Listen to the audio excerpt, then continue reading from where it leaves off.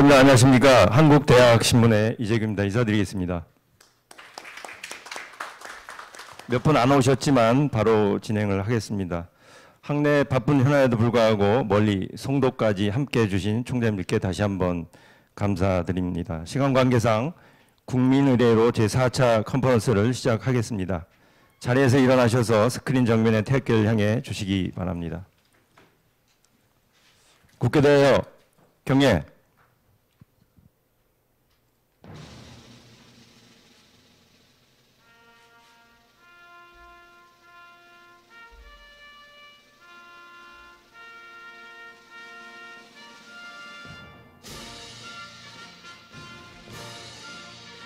나는 자랑스러운 태극기 앞에 자유롭고 정의로운 대한민국의 무궁한 영광을 위하여 충성을 다할 것을 굳게 다짐합니다.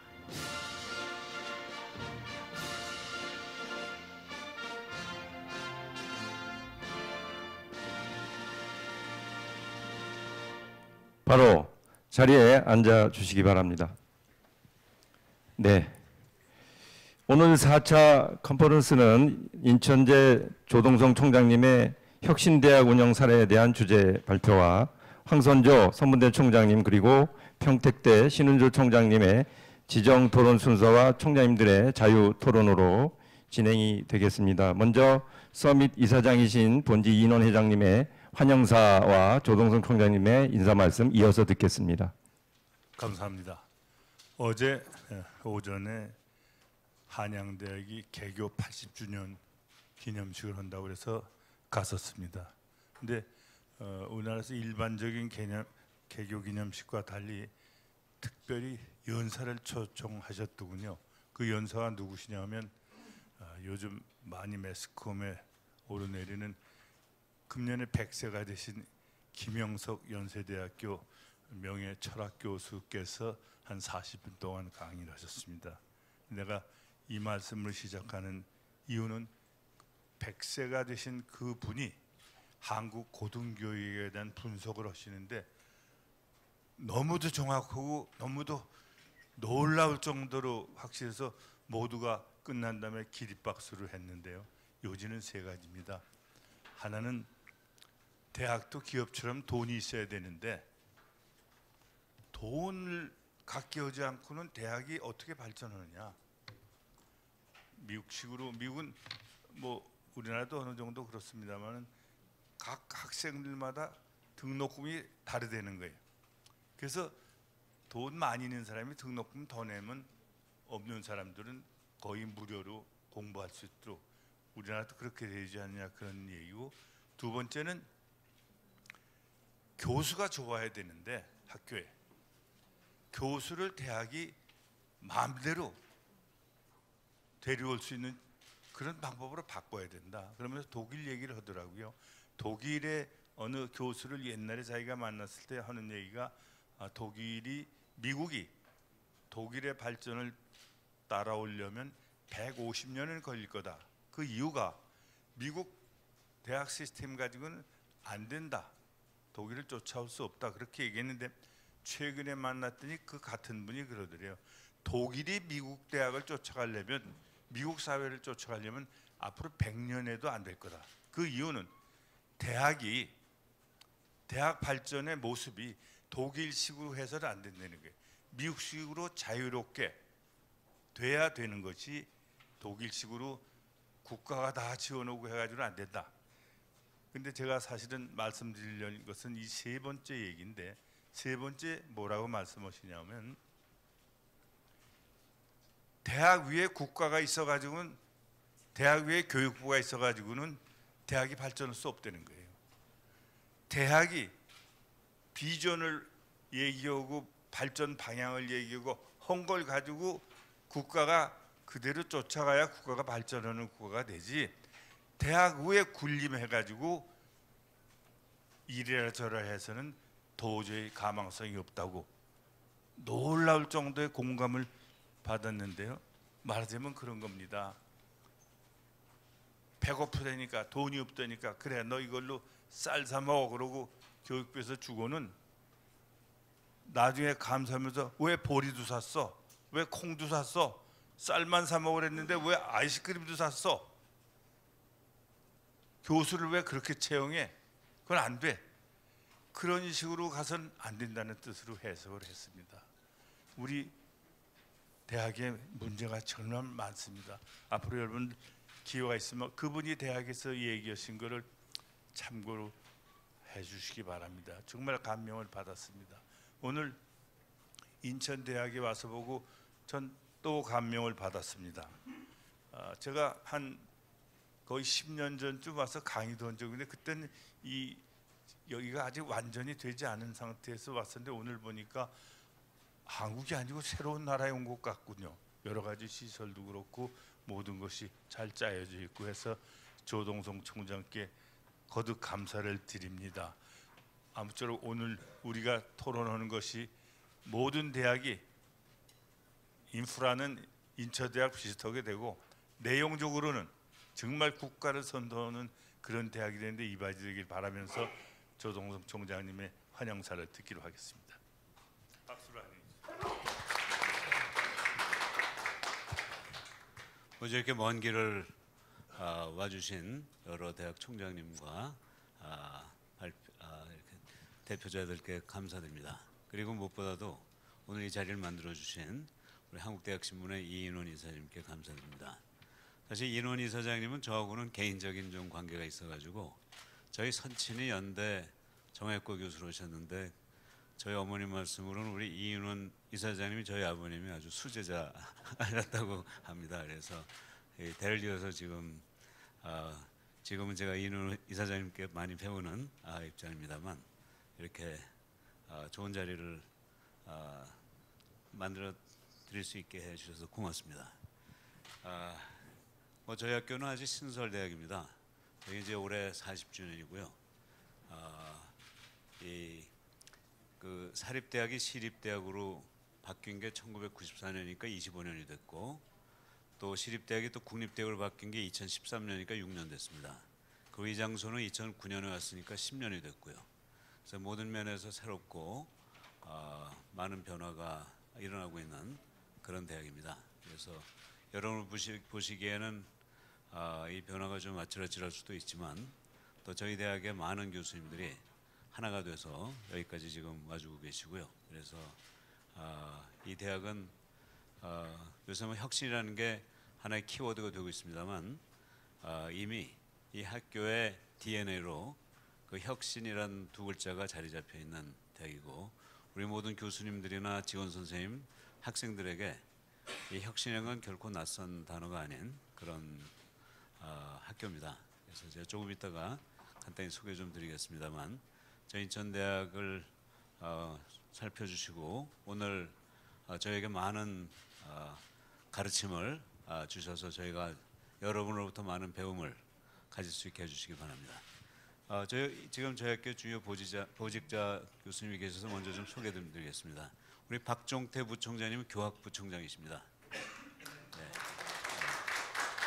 그리고 대외부총장 김영식 교수님이십니다. 네. 그리고 교무처장을 역임하시고 지금 발전기금의 상임이사직을 맡고 있는 양운근 교수님입니다. 네. 네. 또 교수님도 계시지만 세 분 소개드리고 다시 한번 여러분 오늘 이 자리에 참 오셔가지고 함께 시간을 가져주신 데 대해서 다시 한번 감사드립니다. 고맙습니다. 네, 환영사를 해주신 두 분께 감사드립니다. 오늘 일정에 대해서 짧게 말씀드리고 넘어가겠습니다. 4시 30분에 토론을 마치면요, 본관 1층에서 함께 기념 촬영을 하고 인천대 학내 현황을 잠깐 둘러보시고 학교 버스로 송도 개발을 책임지고 있는 인천경제자유구역청을 방문해서 잠깐 보시고 그다음에 만찬을 하는 오코드 호텔로 이동하셔서 만찬을 마치시는 것으로 이렇게 일정을 잡고 있습니다. 그리고 총장님들 자리에 놓여 있는 자료집 및 기타 메모 이런 것들은 나가실 때 그냥 놔두시면 저희들이 쇼핑백에 담아가지고 호텔로 다 이동을 해드리겠습니다. 그리고 직접 차를 가지고 오신 분들은 차를 놔두시면 호텔에서 학교로 다시 모셔다 드려서 여기서 가시는 걸로 이렇게 준비가 되어 있습니다. 호텔과 여기는 거리가 한 5분 정도밖에 안 되니까요. 다 이동을 마무리까지 다 완벽하게 하겠습니다. 오늘도 인천대 이 현장은 실시간으로 페이스북에서 생중계되고 UNN 뉴스 지면에서 확인할 수 있습니다. 참고 바라겠고요. 바로 세션 7 주제 발표 순서로 진행이 되겠습니다. 진행은 오늘도 최용섭 사무총장께서 진행하시겠습니다. 부탁드립니다. 안녕하세요. 멀리 또 송도에서 이렇게 우리 총장님들 뵙게 됐습니다. 저는 오다가 여기 사범대학 그 관 있는 쪽으로 가가지고 일찍 도착했는데 워낙 그냥 인천대학이 크다 보니까 좀 헤매다가 늦게 들어왔습니다. 우리가 좀 이제 일찍 시작을 해서 오늘 이제 진행해야 할 여러 가지 사업들이 있습니다. 그래서 이제 그 조동성 총장님께서 뭐 방대한 분량을 이렇게 준비를 하셨습니다. 그래서 혁신대학에 대해서 좀 자세히 듣는 시간을 갖고요. 그리고 이제 두 분의 총장님께서 지정 토론을 하시는데 혁신 사례 발표 겸 지정 토론입니다. 그래서 인천대학의 어떤 혁신 사례에 대해서 이제 말씀도 해주시고, 그리고 또 이제 해당 대학의 혁신 사례에 대해서 또 우리 총장님들께 이렇게 말씀을 해주시면 되겠습니다. 그러면 곧바로 그 국내 혁신대학 사례 인천대학교 발표를 하실 그 조동성 총장님을 소개해드리겠습니다. 뭐 조동성 총장님은 우리가 모두 다 아시다시피 서울대학에서 아주 경영학 교수님으로서 많은 활동을 하시다가 이제 인천대학으로 오셨습니다. 우리 조동성 총장님을 박수로 맞이해 주시기 바랍니다.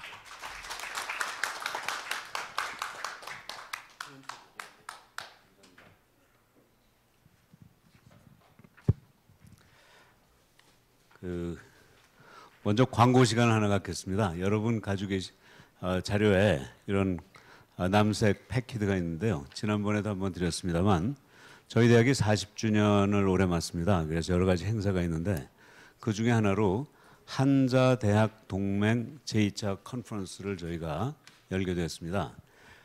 작년 4월에 네덜란드의 그로닝겐이라는 아주 북쪽 끝에 있는 바닷가에 있는 한자대학이라는 곳에서 초청을 받아서 갔더니 바로 그 한자대학이라는 곳이 12세기부터 17세기까지 유럽의 그 한자동맹 187개 도시가 모여가지고 오늘날의 WTO 같은 그런 조직을 결성했었는데 그 한자동맹의 그 어떤 전통을 이어받아가지고 만들어진 대학이라고 합니다. 한자대학이.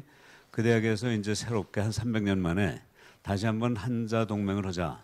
근데 이번에는 도시가 아니라 대학이 중심이 돼가지고 하자는 그런 제안을 해서 제1회 한자대학 동맹이 있었고요. 그 제2회를 어디서 하면 좋겠냐고 그래서 제가 손을 들어서 저희가 40주년 행사를 하니까 그때 같이 하겠다 해서 인천대학에서 하게 됐습니다. 근데 그때 한자대학 그 동맹 그 제1회 학술대회에서 이제 모든 총장님들이 다 같이 한 얘기가 오늘날 그 QS하고 THE라는 둘 다 영국에 있습니다만 양대 그 대학 평가 기관에서 대학 평가를 하는데 두 개가 다 비슷하고 항상 뭐 하버드, 스탠포드, 옥스퍼드, 케임브리지 같은 대학이 1, 2, 3다 등을 독식하고 실제로 그 학술 논문을 쓰는 그런 대학들은 굉장히 랭킹을 높여주는데 현실에서 이 기업과 사회를 위해서 공헌하는 특히 특허라든가 또는 그 현장 기술이라든가 그리고 또 창업 그리고 학생들이 돈 많이 버는 기계가 아니고 인격이라든가 도덕심을 함양하는 그런 교육을 시키는 대학에 대해서는 전혀 평가가 안 돼 있다. 우리가 언제까지나 그런 전 세계 3만 개 대학 중에서 한 200여 개 남짓한 대학들이 하는 그 게임에 끌려다녀야 되겠느냐.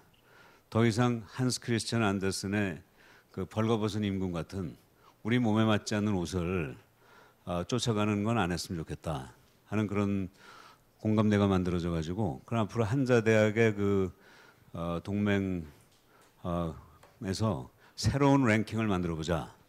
그래서 취업보다는 창업, 그다음에 학술 논문보다는 현장 기술과 특허, 그리고 돈 많이 버는 학생들의 월급 수준보다는 정말 그 올바른 교육을 시키는 그런 대학, 그런 대학을 랭킹을 매기는. 그래서 요새 보면 뭐 미국의 미네르바 대학이라든가 싱귤러리티 대학이라든가 프랑스의 에콜 42 같은 새로운 스타일의 대학들이 많이 나오고 있는데 오히려 그런 대학들이 랭킹에 올라가는 그리고 한국에서도 그런 현장과 그런 올바른 교육을 시키는 대학에 대한 평가를 해주는 그런 랭킹을 만들자는 결의를 했습니다. 그래서 이번에 저희가 7월 5일에 그 새로운 랭킹 시스템을 선을 보입니다. 근데 저희가 그 팀을 짜가지고 여러 세계적인 학자들과 함께 했습니다만 저희가 조금 주도해서 이름을 한국 이름에 맞게 우리라고 불렀습니다. 우리. 영어로는 WURI인데요. World Universities with Real Impact. 그러니까 현장에 실제 영향을 주는 세계 대학의 랭킹. 그래서 우리라고 불렀는데요. 이 랭킹 시스템은 그 대학에서 만든 학술 논문 개수라든가 뭐 취업 숫자, 학생들의 뭐 월급 이런 걸 보여주는 게 아니라 각 대학에서 하고 있는 독특한 혁신, 즉 그 산업기술과 창업과 올바른 교육을 위한 새로운 혁신 사례를 제출하면 그 혁신 사례를 거기에 제출한 그 사례를 제출한 대학의 총장들이 모여가지고 자기 대학만 빼고 나머지 대학을 평가해가지고 랭킹을 매기는 아주 단순한 그러면서도 훨씬 의미가 있는 그래서 그 다른 학교의 혁신 사례를 읽어만 봐도 이런 걸 할 수 있겠구나 하는 그런 그 확신이 드는 그런 보고서를 만들고 그런 랭킹을 하자는 그 제안을 이번에 하게 됐습니다. 그래서 우리나라의 많은 대학들이 특히 오늘 오신 여러 대학의 총장님들이 함께 오셔가지고 그 랭킹도 보시고 또 그 전에 각 대학이 가지고 있는 여러 가지 혁신 사례를 제출해 주시면 그걸 모아가지고 함께 공유도 하면서 그걸 가지고 랭킹 평가해서 그렇게 되면 뭐 세계 100대, 200대 대학 들어가는 것도 전혀 문제가 없는 그런 식의 랭킹 시스템이 되니까요. 각 대학에서 가지고 계신 아주 독특하고도 혁신적인 아이디어를 보내주시면 그거를 그 평가의 기준으로 삼겠습니다. 앞으로 한국대학신문에서도 저희 그 한자대학 동맹에서 하는 이 우리라는 랭킹 시스템에 좀 적극적인 역할을 해주시면 아주 큰 도움이 될 것 같습니다. 예. 이상으로 여기에 지금 그런 자료가 다 들어있으니까요. 참고하시고 꼭 그때 7월 3일부터 5일까지 와주시면 고맙겠습니다. 저희가 딴 건 못하지만 여기에 이틀 동안 숙박하시는 것과 모든 여기에 뭐 그 편의는 다 제공해드리고 VIP로 모시도록 하겠습니다. 예. 자, 그럼 오늘 여러분께 뭐 혁신을 뭐 대표하는 대학이라고 얘기 드리는 건 좀 거북한 표현이고요. 다만 모든 대학에서 다 많은 혁신을 하듯이 저희 인천대학에서 해오고 있는 그런 혁신 사례를 좀 그 배경과 함께 설명드리도록 하겠습니다. 아무래도 제가 먼저 국립인천대학교 방문을 감사드립니다. 뭐 여러분 다 그러시지만 저도 이 교수 출신이기 때문에 밑도 끝 없이 현장부터 얘기하는 것보다는 조금 논리적인 설명을 좀 드리고자 합니다. 우선 대학이 혁신하기 위해서 왜 하느냐, 무슨 목적을 하느냐, 어느 방향을 향해서 하느냐에 있어서 정말 우리가 대학에서 하는 가장 중요한 목적이 인재를 양성하는 거죠. 그리고 오늘의 인재가 아니라 미래에 필요한 인재를 양성하는 것이라면 미래에 필요한 인재가 어떤 모습이어야 되느냐부터 먼저 시작해야 된다고 생각합니다. 그리고 거기에서 대학의 진화에 있어서 어떤 방향으로 진화를 해야 되고 그 여러 가지 방향 중에서 미래에 가장 바람직한 대학이 무엇인가를 본 다음에 마지막으로 국립인천대학교에서 시도하고 있는 몇 가지 혁신 사례를 설명드리겠습니다. 자, 뭐 지도자는 여러 가지가 있겠습니다만 사실은 인재라는 단어 이전에 HRD라는 표현이 있었습니다. 인간 개발. 근데 21세기에 들어오면서 소위 뭐 인사, 인간 개발 이런 단어가 다 없어지고 요새는 전부 인재, 영어로 보면 탤런트라는 단어가 다 바뀌었습니다. 근데 탤런트, 인재가 의미하는 건 사실 지도자죠. 그래서 지도자에 크게 세 가지 유형이 있다고 그러는데 창업가형 지도자가 있고요. 그다음에 초보 경영자형 지도자, 그다음에 중간 관리자가 있는데 창업가는 정말 문자적으로 창업형이고요. 창조형이고 초보 경영자는 새로운 걸 만들어내는 건 아니지만 끊임없이 기존의 틀을 벗어나는 그 혁신형이라고 볼 수 있습니다. 그러나 또 어떤 조직이든지 그게 기업이든지 학교든지 정부든지 병원이든지 어디든지 중간에서 탄탄하게 그 현장을 바치는 중간 경영자는 또 필요합니다. 이런 분들은 적응, 유지, 개선형이라고 보통 얘기할 수 있습니다. 그런데 이러한 세 가지형을 하늘에서 모든 사람이 타고 태어나느냐? 그건 아니겠죠. 결국 교육을 통해서 창조형을 만들 수도 있고 혁신형을 만들 수도 있고 적응형을 만들 수 있는데 어떤 식으로 만드느냐는 그 방법론이 중요하다고 봅니다. 근데 제가 이제 경영학에서 항상 제가 모델로 쓴 거는 어떤 변화를 일으키기 위해서는 기업이 발전하거나 학교가 발전하거나 나라가 발전하려면 우선 주체, 지도자가 훌륭해야 되고 환경 조건이 좋아야 되고 가진 게 있어야 됩니다. 그래서 주체, 환경, 자원이 가장 중요한 세 가지의 이제 인풋이고요. 그걸 잘 버무려 가지고 메커니즘을 만들어서 프로세스에서 결과가 나온다. 이렇게 볼 수 있겠는데 여기에서 좋은 성과를 내기 위해서는 좋은 메커니즘이 필요하죠.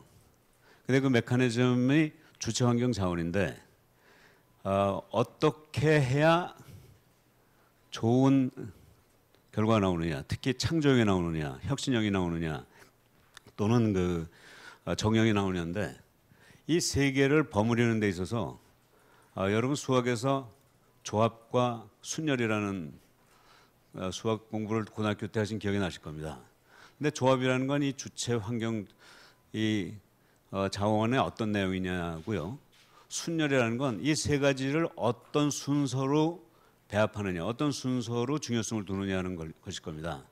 그래서 이 순열을 중심으로 해보면 주체, 환경, 자원, 주체를 subject, S라고 보고 환경을 environment, E라고 보고 자원을 resource, R이라고 할 때 6가지 형이 나옵니다. SER, SRE와 같이 S가 제일 앞서는 경우가 있고요. RSE, ESR처럼 S가 가운데 서는 형이 있고 ERS, RES처럼 S가 제일 뒤로 가는 형이 있습니다. 근데 SER이라는 건 뭐냐면 예컨대 정주영 회장을 생각해 보십시다. 강원도 통천에서 그냥 빈손으로 나와가지고 정비소에 시작해서 모든 굳은 일을 다 해가면서 현대를 이루었지 않습니까? 그런 주체가 아무것도 없는 상황에서 의지만을 가지고 나와가지고 환경을 만들어내고 자원을 창조한 SER형이라고 보겠습니다. 반면에 SRE는 저는 이병철형이라고 좀 표현하는데 이병철 회장은 저 하만 산골사역에서 나왔지만 아버님이 그래도 좀 돈이 있었고 특히 친구 중에 조홍재라는 아주 부잣집 아들을 끌어들여가지고 부사장으로 시키면서 그 돈을 써가지고 삼성의 초기를 이뤘습니다. 조홍재 회장은 나중에 분가해서 효성그룹의 회장이 됐지만 이병철 회장은 정주영 회장과는 좀 달리 어느 정도의 자원을 가지고 시작했다고 볼 수 있습니다. 그래서 저는 그걸 SRE형이라고 얘기를 하고요. 그 다음에 이제 S가 이 두 가지는 순수한 창조형이죠. 그 다음에 이제 S가 가운데 서는 형은 어떤 RSE는 돈을 가지고 시작하는 거예요. 여러분 회사 중에서는 소위 인트라프레뉴어링 사내 창업이라는 게 있습니다. 그 회장이 사업부장한테 돈 10억을 주고 이 10억 가지고 사업해라. 사내 창업이죠. 그러니까 RSE가 됩니다. 그래서 RSE는 사내 창업형이고요. ESR은 먼저 좋은 환경이 있는 겁니다. 환경을 활용하면서 주체가 자기를 뭔가를 만들어내는 거죠. 옛날 우리 개발연대에 정부가 많은 기업에게 독점권을 줍니다. 그럼 독점권을 가지고 거기에서 자기 걸 만들어내는 그런 시대에 기업인들이 꽤 있었습니다. 저는 그게 ESR이라고 생각합니다. 반면에 S가 뒤로 가는 거는 주어진 E와 R을 잘 활용하는 사실 저게 바로 요새 금수저라고도 볼 수 있는데 부모가 모든 조건을 다 제공해주고 그걸 가지고 적당히 살아라. 그렇게 되면 ERS 또는 RES가 되죠. 저는 요새 많은 부모들이 자녀를 창조형이나 혁신형보다는 적응형으로 기르는 결과를 가지고 오고 있는데 그거는 이 자기 자녀들에게 저런 창조적으로 아무것도 없는 상황에서 주체로 나서거나 또는 일본처럼 자기 아들을 기업인이 자기 아들을 자기 회사에 중용을 시키는 게 아니라 친구 회사에 사원으로 집어넣어 가지고 교육시키는 전 그런 게 혁신형이라고 보는데요. 그런 형이 아닌가 생각됩니다. 다시 말해서 그 교육 대상자를 어떤 조건에 놓고선 교육을 시키느냐에 따라서 창조형, 혁신형, 적용형이 달라지는데 이 2500년 전에 노자라는 분이 이런 표현을 했죠. 수인이여 하면 불여 수인이여라. 수인이여 첫 번째 어는 물고기였지 아닙니까? 사람에게 물고기를 잡아주는 거고요. 그 다음에 불여 수인이여 두 번째 어는 삼수변이 들어간 어죠. 이건 물고기 어자가 아니라 물고기 잡을 어입니다. 그러니까 어부 그러면은 이제 삼수변이 들어간 어자를 쓰죠. 이건 물고기 잡는 방법을 가르쳐 주려면 못하다. 저는 이 첫 번째 방법이 중간관리자 양성하는 적응형 인간을 육성하는 방법이라고 생각합니다. 필요한 걸 다 주는 부잣집 자식처럼. 반면에 물고기 잡는 방법을 가르쳐 주는 것은 혁신형이라고 얘기할 수 있겠죠. 최고 경영자를 양성하는 데는 이게 괜찮을 겁니다. 그런데 정말 창조형, 새로운 창업을 해가지고 무에서 유를 만드는 건 어떻게 될까요? 저는 노자가 그 방법 안 가르쳐 줬다고 생각합니다. 그래서 제가 한자 실력은 없지만 한번 만들어 봤습니다. 불여 수인 이여 장이라고요. 그러니까 물고기를 잡는 장소, 그러니까 굶겨가지고 바닷가로 쫓아내보내자 이거죠. 그럼 거기서 하여간 죽이 되든 밥이 되든 스스로 물고기 잡는 방법도 찾아내고 좀 생존해서 다시 나타나면 그 친구는 정말 창조형이 되는 거겠죠. 그래서 저는 창조형은 세 번째 방법이라고 생각합니다. 자, 이런 데서 우리가 교육하는 방식을 찾아낼 수 있지 않을까 하는 생각이 들고요. 그래서 저는 대학이 바로 어떤 유형의 인간을 만들어내냐를 먼저 생각하고 창조형이냐 혁신형이냐 아니면 적응형이냐 거기에 따라서 대학이 스스로의 교육 방식을 만들어야 되지 않을까 생각합니다.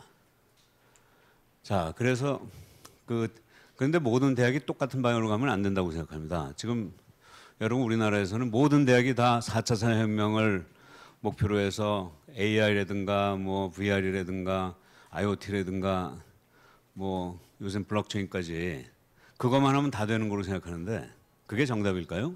저는 아니라고 생각합니다. 대학은 이 생태계고요. 여기는 다양한 종류의 대학이 필요합니다. 창조형도 만들어야 되겠지만 혁신형도 만들고 적응형도 필요합니다. 그래서 저는 대학들이 어떻게 될 건가? 현재 미국에 대학이 3,000개쯤 있는데 요새 다양한 유사대학, 대학이 아닌데 대학인 그런 대학이 많이 나타납니다. 잘 아시다시피 미네르바 대학 같은 그건 사실 정규 대학이 아니죠. 그 클레몬트 대학에 하나의 연결해서 학위는 주지만 사실 그 자체는 대학이 아닙니다. 그 다음에 뭐 요새 유다시티라는 것도 그렇고요.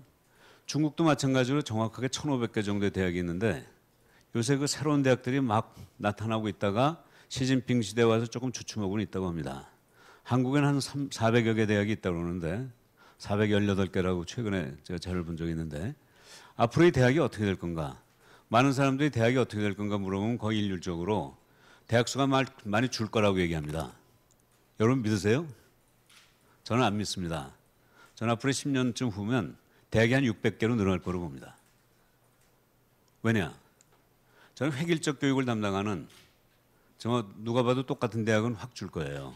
그러나 앞으로 사회가 점점 다양해지고 특수한 역할과 목적을 가진 그런 조직과 인물들이 필요하면서 다양한 부티크 스타일의 대학들이 수없이 출현할 거로 봅니다.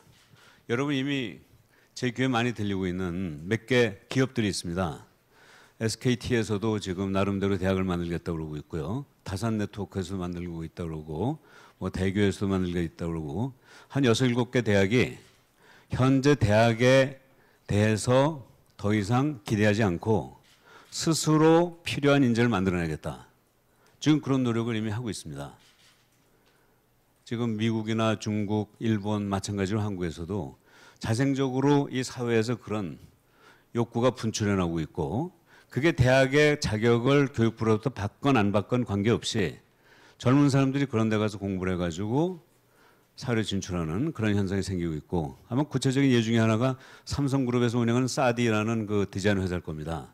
그 회사는 대학이 아닌데 지금 전 세계에서 사디 출신은 전부 대학 나온 곳에 인정을 해줍니다. 대한민국 교육부에서 인정은 안 해주지만 다른 나라에서는 석사 박사 과정에서 다 인정을 해주는 그런 대학이 이미 됐습니다. 그럼 대학 아닌가요? 전 세상이 이렇게 바뀔 거로 봅니다. 자, 그래서 이런 환경 속에서 대학이 어떻게 바뀔 건가? 바뀌어야 되는, 준비해야 되는가? 뭐 미래는 오늘 시작하고 현장에 물어보자. 뭐 이런 표현은 여러분 잘 아시는 표현이고요. The future is now. 지금 바뀌어야죠. 지금부터. 근데 어떻게 할 거냐? 전 현장에 물어봐야 된다고 생각합니다. 우문현답이라는 표현도 있죠. 우리의 문제는 현장에 답이 있다. 정말 전 이걸 실감하는 게 제가 처음에 여기에 2년 반 좀 전에 와가지고 거의 3년 됐네요. 바로 오늘이었네요. 3년 전 오늘이었네요. 보니까 2016년 5월 16일 여기 삼성 바이오로직의 김태한 사장이라는 분이 있는데 이분을 방문했더니 이런 얘기를 해주는 거예요. 대학에서 자기를 찾아오면 밤낮 좀 기금 내달라, 학생들 취업시켜달라 이 얘기만 하는데 기금은 시작한 회사니까 줄 수가 없고 몇 명 와서 저 취업을 시켜봤더니 영 쓸모없는 학생밖에 없더라. 왜냐? 우리가 원하는 신입사원은 생물학 과목을 2개 더 들은 사람이 아닙니다. 우리가 원하는 신입사원은 조직에 몰입하고 구성원과 화합하고 성실한 자세로 자신의 역할에 전력 투구하는 반듯한 인성을 갖춘 사람입니다. 인성은 우리가 못 가르칩니다. 생물학은 우리가 더 잘 가르칩니다. 인성을 가르쳐서 보내주십시오. 절규를 하더라고요. 절규를. 근데 와서 이걸 우리 교수님들하고 얘기했더니 그럴 리가 없다. 그래도 생물학을 가르쳐야 된다. 이런 식으로 우리는 반응을 하게 됩니다. 그래서 제가 이분한테 그렇게 얘기를 했어요. 그럼 밖에서 그렇게 울부짖지 말고 학교로 들어와서 직접 가르쳐서 데리고 가라. 그게 바로 제가 조금 이따 설명드리는 매트릭스 칼리지의 출발점이었습니다. 그러니까 학교는 그냥 플랫폼이 되고 기업이 와서 프로그램을 짜고 학생들이 그걸 듣고 서로 만족하면 데려가는 그런 식으로 학교가 한번 바뀌어보자 하는 얘기죠. 그래서 여러분들이나 이 현장에 있는 사람들이 사실은 말씀해 주시면 그게 정답이라고 생각합니다. 자, 그런데 이제 대학이 어떻게 변화할 건가를 또 한번 틀을 좀 잡아봤어요. 그래서 과거의 대학이 1, 2, 3으로 변해왔다면 앞으로 대학은 4, 5, 6으로 변할 거다 이거죠. 그럼 1, 2, 3, 4, 5, 6이 뭐냐? 저는 1, 2, 3은 아주 우리 경험에서 그대로 나온다고 봅니다. 1, 2, 3은 교수님이 강의실에서 분필을 가지고 판설하고 강의를 하고 학생들이 열심히 강의 듣고 가끔 학생들이 졸면 교수님이 분필을 던져가지고 정말 맞기도 하고 옆 사람이 맞기도 하고 정말 하느님 같은 교수님이 하느님 같은 역할을 하는 때가 있었습니다. 물론 요새는 그랬다간 또 가로수 또 올라오겠지만 옛날엔 그런 시절이 있었죠. 이게 1.0입니다. 근데 2.0은 한 1980년대부터 사례를 놓고 토의를 하고 학생들이 프로젝트를 3, 4 모여가지고 한 다음에 발표를 하고 이런 시대가 이런 강의 방법이 나왔습니다. 이게 2.0이죠. 그래서 3.0은 2000년대부터 무크라든가 플립드 러닝, 거꾸로 학습 같은 게 등장하면서 이제 인터넷 학습이 이제 하나의 흐름이 됐습니다. 제가 지난번 강의실에 들어가서 학생들한테 이 세 가지가 몇 프로로 구성됐느냐고 물어봤어요. 우리 인천대 학생들한테. 그랬더니 1번이 한 80%, 2번이 5%, 3번이 15%쯤 된다고 얘기를 하더군요. 그러니까 이 세 가지가 지금 결합돼서 강의가 되고 있는 건 틀림없는 것 같습니다. 근데 문제는 앞으로 직업들이 많이 바뀌고 어떤 세상이 나올지 모르거든요. 자, 이런 1, 2, 3 가지고 될까요? 저는 아니라고 봅니다. 그래서 저는 미래의 대학은 새로운 틀로 만들어져야 된다고 생각해요. 근데 이 틀이 뭐냐? 우선 지금까지 우리 이성을 가르쳤는데 감성이 점점 중요한 시대가 되어가고 있습니다. 근데 대학이 감성을 건드리지도 못하고 있는데 그래서는 안 되겠죠. 그다음에 우리가 개인적인 성향, 개인적인 능력도 중요하지만 통합적으로 사고하고 사회를 이끌어가는 그런 능력이 필요합니다. 근데 1, 2, 3을 가장 긍정적으로 평가해 주면은 아마 오른쪽 밑쯤 될 것 같아요. 철저하게 이성이지만 그래도 토론도 하고 뭐 하면서 학생들이 같이 공부하면서 온라인에서 할 수 없는 오프라인을 하면서 좀 통합적 사고 능력은 좀 그런 대로 길러졌다고 봅니다. 근데 요새 4차 산업혁명에서 필요한 인재를 기르는 그런 교육을 시켜야 한다고 그러는데 이건 어디에 속하겠습니까? 이건 여기 아닐까요? 소위 인공지능형 능력을 갖추는 철저하게 개인적 성향이고 철저하게 이성 아닙니까? 자, 이 표에서 보시듯 지금 교육부가 요구하고 있고 모든 대학이 따라가고 있는 이게 대학의 궁극적인 모습이어야 됩니까? 맞나요? 저는 아닌 것 같아요. 해야죠, 당연히. 해야지만 이게 전부는 아닐 겁니다. 그리고 이걸 해야 되지만 이거는 대학보다 더 잘 가르치는 기관이 얼마든지 있습니다. 대학이 사실 경쟁력은 없습니다. 해야 되지만 이것만 한다고 다 되는 건 아니라고 봅니다. 그럼 앞으로 어디로 가야 되느냐? 저는 이제 감성 중심의 대학으로 가야 되고 여기에서는 정말 고전 읽기 위해 다른 방법은 없다고 생각합니다. 자, 요 4.0하고 5.0을 조금 더 강조해서 보면요. 4.0은 인공지능을 개발하고 활용하는 능력이고요. 5.0은 인공지능이 침범하지 못하는 가치 판단력, 창의력, 인간다움을 가르치는 그런 교육이죠.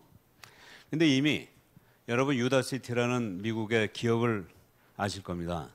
무크를 기반으로 하되 다른 무크와 다른 점은 요겁니다. 아마존 개발자가 프로그래밍 수업을 하고 페이스북 데이터 사이언티스트가 빅데이터 가르치고 구글의 마케터가 앱 마케팅을 가르치는 철저하게 현장에 있는 사람이 교육을 하는. 자, 이 4차 산업에 필요한 인재를 연구실에서 논문 쓰는 교수가 가르치는 것과 현장에 있는 사람이 가르치는 것과 어느 쪽이 더 효과적이겠습니까? 저는 여기서 우리가 기초는 가르칠 수 있지만 현장에 당장 내일 투입할 수 있는 인재를 가르치는 능력은 대학은 없다고 생각합니다. 그 다음에 5.0에서는 뭐 유명한 세인트 존스 칼리지가 고전 100권을 읽고 졸업하는 대학이죠.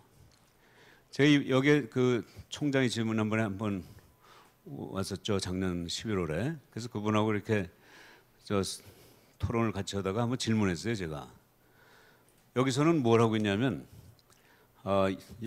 역사하고 철학만 가르치는 게 아니라 그 근대학문도 가르칩니다. 그러니까 수학이라든가 물리학도 고전으로 가르쳐요. 그래서 유클리드의 기하학 서설이라든가 이 뉴턴의 프린키피아를 가르칩니다. 근데 아시다시피 뉴턴은 거의 300년 전에 나온 책인데 그걸 지금 가르치고 있어요. 그래서 제가 물어봤습니다. 뉴턴 이후에 아인슈타인이 뉴턴 이론을 깼고 아인슈타인 이론도 지금 상당히 많은 수정이 되고 있는데 어떻게 300년 전 뉴턴을 읽고 있느냐? 그랬더니 총장이 이렇게 얘기하는 거예요. 자, 지금 새로운 이론이 나온 교과서 한번 생각해보자. 그 교과서는 틀림없이 5년 후면은 쓰레기통으로 들어간다. 그런데 뉴턴의 프린키피아가 쓰레기통에 들어가겠느냐? 아니다. 100년 후에도 뉴턴의 프린키피아는 읽힐 거다. 그러면 100년 후에 읽힐 책을 읽어야 되느냐? 5년 후면 쓰레기통에 들어갈 책을 읽어야 되느냐?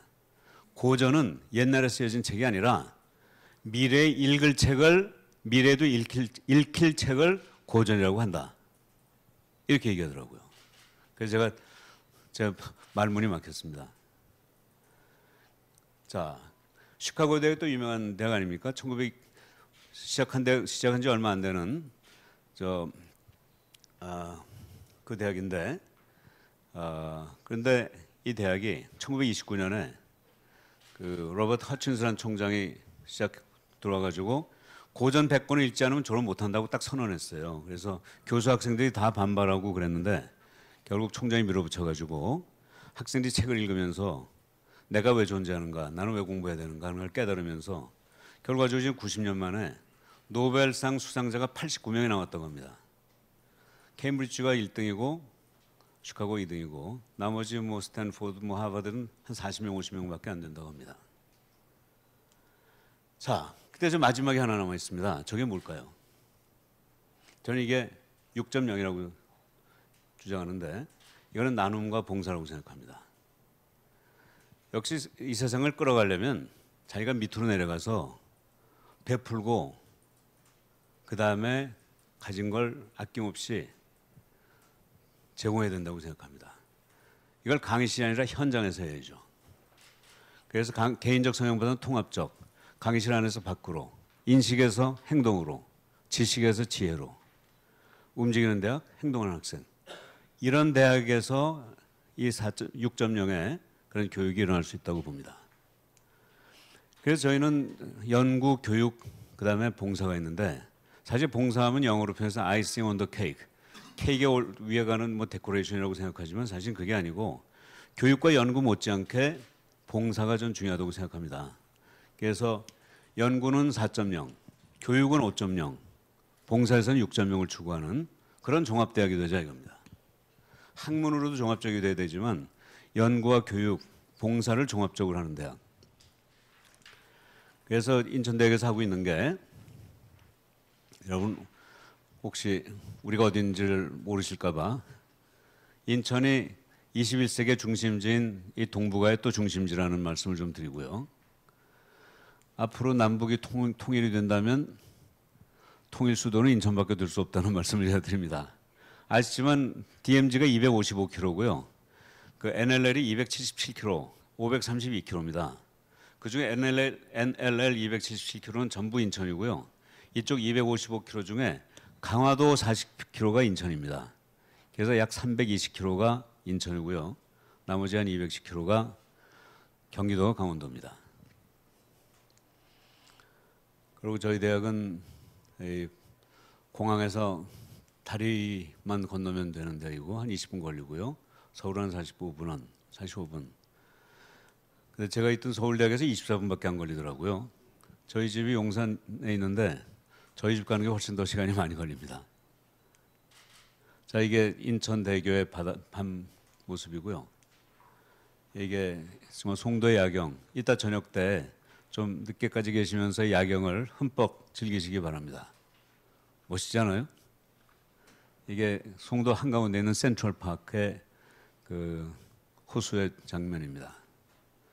이게 저희 대학이고요. 이렇게 직사각으로 되어 있고 저쪽에 바다고 이게 셀트리온, 이쪽이 저 잭 니클러스 컨트리 클럽이고요. 여러분이 지금 여기 계십니다. 인천은 세계에서 가장 안전한 도시 1등으로 평가된 적이 있고 옆에 있는 잭 니클러스 컨트리 클럽하고 저희는 제휴를 맺어서 저희 공식 사이트에 우리의 Affiliated Country Club 잭 니클러스를 소개하고 있습니다. 급속하게 사립에서 시립 국립대학으로 바뀌었고요. 실제로 6년 전에 바뀌었습니다만 정부 예산을 받기 시작한 건 작년부터입니다. 그래서 이제 국립인천대학 초기의 모습이라고 볼 수 있겠는데 저희 대학은 전국의 41개의 국립대학 중에서 법인 국립대학으로 2개밖에 없는 서울대와 인천대의 하나입니다. 근데 여기에 지역구 그 국회의원이었던 그 황우여 부총리를 그때 만났었더니 이런 얘기를 하는 거예요. 국회에서 인천대가 법인 국립대학이 되기 위해서 로비를 하는데 그 여러 지역에서 온 국회의원들한테 설득을 하려니까 이런 논리가 필요하더래요. 그 전 세계 2개 대학이 다 경쟁을 하고 있는데 한국만 서울대학밖에 없다. 근데 서울대학과 경쟁을 할 수 있는 대학은 이 지역 경제에 규모가 있어야 되는데 그 지역보다는 이 인천에 300만과 경기도에 1,600만이 1,300만에서 1,600만 명이 있는 여기에 종합대학을 세워야 서울대학과 경쟁할 수 있다. 하여간 이런 논리로 이 국회를 통과했다고 합니다. 그러면서 저한테는 인천대를 서울대학하고 이렇게 함께 갈 수 있는 그런 전략을 세우지 않으면 의미가 없지 않겠느냐 이런 얘기를 저한테 해주셨어요. 그래서 이제 어떻게 할 거냐를 이제 고민했습니다. 그러다 보니까 연구에서는 교토대학의 총장이 한번 이런 얘기를 했다고 합니다. 동경대학은 동쪽으로 가라. 교토대학은 서쪽으로 가겠다. 전 그 말이 참 의미가 있는 것 같아서 저는 이런 표현을 씁니다. 우리는 서울대학교가 안 하는 짓만 골라서 하겠다. 안 하는 것만 골라서 해도 상당히 할 일이 많겠더라고요. 그래서 이건 차별화하자. 남들이 안 가는 길을 가자. 그러니까 서울대학이나 모든 종합대학은 거대한 지구죠. 그러나 얇은 방막으로 쓰여진 서울대학의 제일 유명한 교수 중에 하나 김빈내리 교수라는 분이 있는데 한 50대 초반인데 굉장히 몸이 약합니다. 근데 거기 연구처장이 항상 고민하는 게 김빈내리 교수가 석 달만 몸이 아파서 학교에 못 나오면 그 20명의 연구소가 무너진대요. 그분을 대체할 수 있는 인력이 없답니다. 다른 나라라면 김빈내리 교수 정도 되면 거기 한 5명이나 10명 정도의 팀이 붙어가지고 교수진이 함께 가는데 우리나라에서는 서울대학에서는 티오가 하나 생겨도 김빈내리 교수하고 같은 연구를 하는 같은 분야에 있는 교수를 뽑을 방법이 없대요. 그럼 두 사람이 경쟁을 해야 되니까 한 과목 놓고 그러니까 교수 티어만 생기면 누군가 잘하는데 근처에 갖다 붙이는 게 아니라 어느 교수도 지금 가르치지 않는 빵꾸난 곳을 계속 땜질을 해왔다 이거죠. 70년을 그렇게 오니까 모든 분야를 다 커버하는데 어느 분야에서도 두 명의 교수가 경쟁을 하지 않는 그런 대학이 나오더라 이겁니다. 그래서 저희는 그러지 말고 작은 소행성이지만 봉우리가 한 5개쯤 있는 교수들이 모이는 그런 대학을 만들자. 그 중에 하나가 바이오입니다. 그래서 바이오를 중심으로 전공에 관계없이 바이오를 하는 그런 유일한 대학이 되보자. 자, 그래서 저는 1등 대학 하지 말고 유일한 대학 하자는 그런 슬로건을 한번 제안하고 있습니다. 유일한 대학이란 게 뭐냐? 자, 모든 대학에 모든 학과가 있고 이걸 종합대학이라고 그러죠. 그리고 이런 대학 중에서 연구중심 대학을 종합적 연구중심 Comprehensive Research University라고 부릅니다. 반면에 조금 분야를 좁혀가지고 공대 중심으로 가는 뭐 한국의 카이스트나 미국의 MIT 칼텍 같은 데가 있죠. 이건 Intensive Research University, 집약적 연구중심 대학이라고 그러죠. 인천대학은 이렇게 하겠다 이겁니다. 전공에 관계없이 모든 교수님들이 자기 논문은 쓰고요. 거기 추가해서 플러스 알파로 바이오 하나를 골라가지고 모두가 다 하자입니다. 인문대학에서도 바이오, 사회대학에서도 바이오, 사범대학에서도 바이오, 법대에서도 바이오, 바이오법. 그래서 이렇게 바이오 법학은 뭡니까? 식약처가 거대한 법률의 덩어리 아닙니까? 우리 한의원 정장님. 우리는 형법이건 민법이건 행정법이건 상법이건 식약처에서 식약처에 관련된 법만을 다루자. 그럼 바이오 법이 만들어지잖아요. 한번 그렇게 해보자 이겁니다. 그렇게 나름대로 경쟁을 하지 어떻게 저희가 뭐 서울대나 뭐 연고대나 동국대학의 법대하고 경쟁을 하겠습니까? 그러니까 바이오 하나만 가지고 모두가 다 같이 하는. 근데 여기 재미있는 케이스가 러시아에 지금부터 약 150년 전에 니콜라이 퓨도로프라는 철학자가 있었답니다. 근데 이분이 철학적 담론을 하나 제안했는데 그게 뭐냐면 인공장기를 만들어서 갈아 끼면 인간은 영생할 수 있다.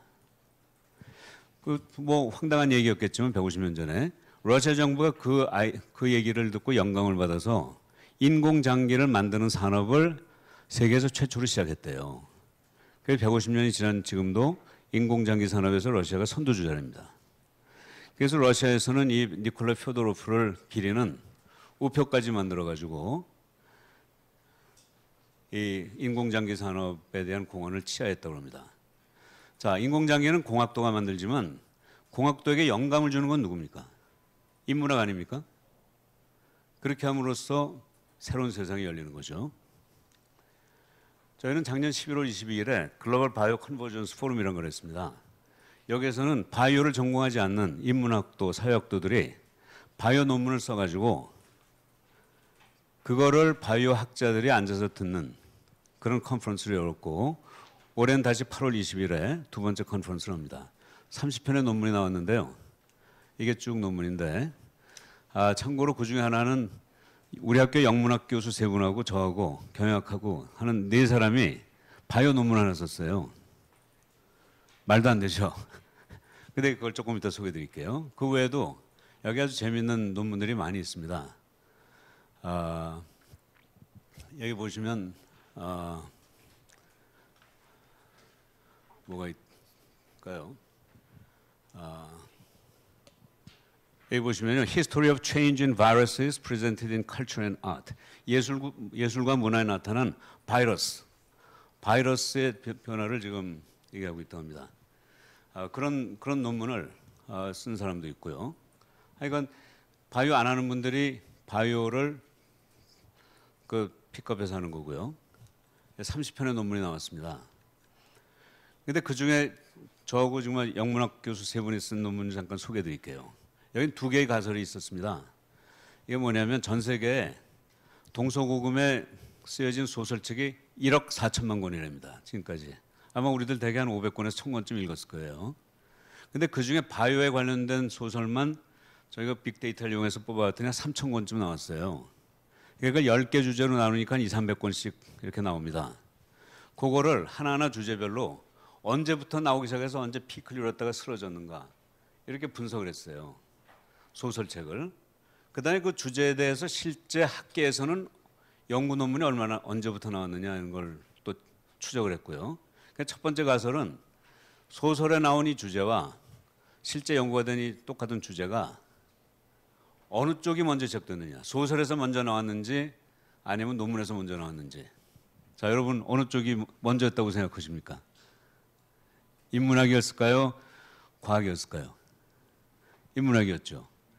그게 첫 번째 가설인데 이건 아주 쉽게 증명이 됐습니다. 두 번째 가설은요. 그럼 시간이 갈수록 또 그 다른 주제지만 이 시간의 갭이 늘어나고 있을까요? 줄어들고 있을까요? 점점 줄어들고 있겠죠. 그 가설도 증명이 됐어요. 그래서 이 두 개를 이용해서 이번에 응용입니다. 자, 아티피셜 오르간, 인공장기나 클론은 이미 많은 논문이 나왔는데 아바타는 소설과 영화는 나왔는데 아직 이론은 안 나와 있어요. 그러면 아까 두 개의 가설을 가지고 소설에 나와 있는 이 아바타가 본격적인 연구가 되는 게 언제쯤이겠는가 하는 걸 유추해낼 수가 있죠. 자, 바이오 하나도 모르는 4명이 썼습니다만 바이오 학자들에게 나름대로의 시사점을 주는 논문 아니었을까요? 전 이런 게 바로 융합적인 접근이 가능한 정말 전 세계에서 인천대만 가능한 그런 연구가 아닐까 생각되고요. 이런 게 저는 the only one, 유일한 대학을 만드는 길이라고 생각했습니다. 근데 바이오만 가지고 500명 교수가 다 할 수는 없으니까 저희는 글로벌 아시아 통일로 통합, 그러니까 남북이 통일된 다음에 여러 가지 나타날 여러 가지의 그 통합 주제, 초등학교 교과서가 통합돼야 되고 법이 다 통합돼야 되고 법정 전염병이 통합돼야 되고 전기 시스템이 통합돼야 되고 건축에 무슨 그 스펙이 다 통합이 돼야 되고 이런 걸 언제 할 거냐 이거죠. 통일이 된 후에 할까요? 지금 해야 될까요? 이런 걸 먼저 하는 모든 분야의 학자들이 다 모여서 하는 그러고 중국의 1대1로도 마찬가지로 이 시진핑이 주장하는 1대1로 중국 정부가 좀 외로워하거든요. 다른 나라에서 안 받아주기 때문에 저는 이걸 받아가지고 이 한국에 와 있는 중국 화교들이 1대1로 어떻게 활용해서 중국과의 관계를 만들어 갈 건가. 그러니까 주는 입장이 아니라 받는 입장에서 1대1로를 연구해보자. 그래가지고 연구를 시작했더니 중국의 북경에 있는 사회과학원에서 연락이 왔어요. 고맙다고. 같이 연구를 하고 있습니다. 그다음에 스마트 시티, 스마트 에너지도 마찬가지로 모든 학문에 연결이 되지 않습니까? 그래서 이걸 같이 하고 있습니다. 그래서 4개의 봉우리는 이미 만들어졌고요. 앞으로 해양 및 국제분류, 로봇, 기후변화, 문화예술 이 중에 또 한두 개 잡아가지고 봉우리가 한 5개나 6개쯤 만들어져가지고 500명의 교수들이 전공은 64개입니다만 한 100여 명씩 이렇게 모여가지고 거대한 클러스터를 만들어서 융합 연구를 하면 그래서 그 한 5개 중에서 한 2개 정도만 성공하면 인천대학은 세계적인 대학이 되지 않을까 이렇게 생각합니다. 그다음에 저희는 연구 중점 트랙이라는 새로운 그 교수 채용 방법을 지금 채택하고 있는데 이게 뭐냐면 아까 김영석 교수님 말씀 참 좋은 말씀 해주셨는데요. 사실 저희 구조적으로 우리가 경쟁력이 없는 이유가 돈도 없지만 돈을 잘 쓰는 방법을 우리가 놓치고 있다고 봅니다. 이 보시면요. 우리나라는 조교수, 부교수, 정교수가 10명이 시작해서 10명 그대로 있잖아요. 5년, 20년 있는다고 치면 결국 교수 비율은 조교수 16%, 부교수 16%, 정교수 67%의 구조가 됩니다. 그러면 교수 연봉은 당연히 6천, 8천, 1억이라고 할 때 평균 9천만 원. 정교수가 많으니까 월급 평균이 높아질 수밖에 없고 또 조교수, 부교수가 아무래도 연구를 많이 한다면 조교수, 부교수 비율은 33%에 불과합니다. 근데 다른 외국의 메이저 대학 보면 10명이 조교수가 됐다가 정교수로 남는 사람 1명밖에 없거든요. 싱가포르 국립대학은 100명이 조교수가 됐다가 3명 살아남는다고 합니다. 자, 그럼 어떻게 됩니까? 봉급도 6천, 8천, 1억이라면 조교수가 절대적으로 62%, 부교수, 정교수 줄어드니까 부교수 12%, 정교수 25%죠. 그럼 봉급 수준도 7,200 정도면 돼요. 우리나라보다 20, 30% 쌉니다. 또 조교수, 부교수 비율은 75%입니다. 자, 똑같은 숫자의 교수지만 우리는 33%가 조교수 부교수고 해외 메이저 대학은 75%가 조교수 부교수입니다. 연봉은 우리가 25%에 30%더 높습니다. 자, 이런 구조로 어떻게 경쟁력이 생깁니까? 돈의 다과도 문제지만 돈의 배분이 어떻게 되느냐가 전 중요하다고 생각합니다. 그래서 저희 인천대학은 한번 이걸 우리나라의 제도라고 할 때 이런 식으로 조교수는 그냥 플랫폼이 되고 5년 동안 열심히 해서 그중에 1명 정도만 정교수가 되고 나머지는 다른 대학으로 가고 더 좋은 대학으로 갈 수도 있죠. 논문이 더 많으면 창업도 하고 취업도 하는 조교수가 미래를 준비하는 플랫폼이 되도록 하는 그래서 조교수를 슈퍼 포스닥 같은 슈퍼 포닥 같은 식으로 운영하는 방법을 지금 연구하고 있습니다. 그 다음에 이제 대학 교육인데요. 여기 이제 매트릭스 칼리지인데 요걸 보시면 사실 저희 학생들이 한 130에서 140학점 정도 받고 졸업하지 않습니까? 근데 이제 그 전공에서는 작게는 40이 많으면 한 60학점쯤 듣습니다. 그런데 지금까지 정부에서는 이 중에서 좀 기초학문, 그래서 사회에 현실성이 없는 걸 좀 줄이고 자꾸 응용이 있는 걸 여기다 붙이다 보니까 경쟁이 일어나고 저 기초학문이 죽는 문제가 생기잖아요. 근데 조금만 생각을 바꿔가지고 정부가 생각하는 그런 사회 수요를 반영하는 과목을 X축이 아니라 Y축에 갖다 놓으면 그래서 여기서는 40, 민민에서는 40에서 60학점 또 제가 여기 숨겨진 88학점을 찾았다고 표현하는데 사실 정부나 학교나 저 88학점에 대해서 생각 안 하고 이 42학점만 가지고 서로 이전 투구하고 있지 않았습니까?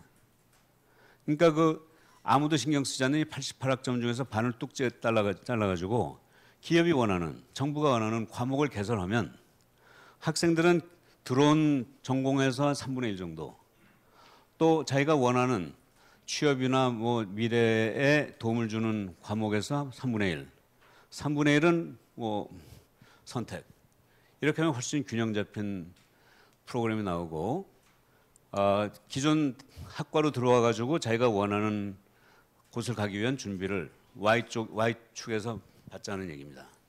여기 핵심은 이겁니다. 대학의 교수들이 학과를 설계하는 권한, 즉 교권이죠. 교권을 기업에게 양도하는 거예요. 저는 이게 이제 핵심이라고 보는데 저희 대학은 교수님들이 굉장히 이런 데 대해서 큰 그림을 이해하시고 잘 끌어주십니다. 그래서 우리 대학에서는 이런 데 대한 뭐 반발이 없이 많은 기업 교수님들이 여기 따라오고 계시고요. 이미 한 4, 50개 기업들이 여기 참여해서 지금 하고 있고요. 그래서 지금 저희가 이번 학기에 1,900개의 과목이 지금 운영되고 있는데 그중에 338개, 약 17%가 그 기업이 선정하거나 설계한 과목이 지금 운영되고 있습니다. 전체 중에 한 6분의 1 정도가 기업이 지정한 과목입니다. 그런데 저희는 서양고전, 동양고전, 한국고전 100권씩 300권을 지정해놓고 그중에 5권을 읽으면 그러고 논문을 쓰면 학점을 주는 그런 제도를 지금 도입해서 운영하고 있습니다. 이걸 좀 필수 과목으로 하고 싶은데 필수 과목은 좀 쉽지 않고 지금은 선택 과목으로 진행하고 있습니다. 그 다음에 봉사인데요. 저는 인천에서 시작한 대학이기 때문에 인천 지역을 위해서 노력을 해야 되고 봉사를 해야 되는데 아시다시피 여기 보시면요. 그 OECD의 피학이라는 기관이 있죠. 피사는 그 초중등학교 교육을 담당하는 기관이고 피학은 성인들의 평생 교육을 담당하는 OECD 기관인데 여기서 나온 자료를 보시면 25세까지는 한국의 OECD 평균보다 훨씬 높습니다. 근데 34세가 지나면은 한국이 최하로 떨어집니다. 그러니까 우리나라는 교육열이 높지만 어린이들의 교육열이 높은 거고 평생 교육은 거의 제로입니다. 비교가 되잖아요. 그래서 저희는 20대뿐만 아니라 40대, 60대에 새로운 그 인생을 설계하거나 인생 3막을 준비하는 정규 학위 과정을 지금 제안하고 있습니다. 그래서 이 학교가 모든 사람이 인생에서 3번 들어와서 공부할 수 있는 그런 대학이 되자. 다만 그 이대 그 미라 사건이 나가지고 최순실 사건에 이제 계기가 됐는데 그거는 5년 사회에서 5년 경력 있는 사람을 들어오게 하니까 현재 그 시험을 거쳐서 들어온 재학생 입장에서는 옆에서 들어왔다고 비판하게 된 거죠. 근데 이거는 40세 이상으로 하면은 20대와 경쟁하지 않는 부모 세대가 되니까 그런 반발도 피할 수 있을 거고, 또 이 과정이 열등제라는 인식을 받지 않으려면 공부 내용을 학생들이 하는 아주 그 분석이나 암기보다는 균형 감각이나 창업을 위한 준비 이런 데서 철저한 교육을 시키자는 얘기입니다. 그리고 경인 지역의 32개 대학 복수하기도 저희가 시작을 했었는데 요거는 지금 몇 개 대학이 좀 반발해가지고 지금 유보가 되어 있는 상태입니다. 이거는 한 대학에서 공부하고 다른 대학에서 학위를 하나 더 하는 그런 제도입니다. 그 다음에 제가 생략하고요. 한 가지만 더 말씀드리면 국제교사 자격증이라는 걸 저희가 만들었습니다. 이건 뭐냐면 저희 나라는 100만 명의 청년 실업자가 있습니다. 근데 또 200만 명의 외국인 근로자가 있습니다. 그래서 우리는 일자리가 없는 나라가 아니고 젊은 사람들이 원하는 보람 있는 일자리가 없는 나라입니다.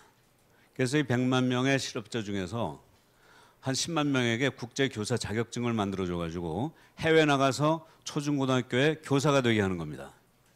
그러면 한 200개의 개도국이 전 세계에 있으니까 10만 명이면 한 날에 500명씩 나갑니다.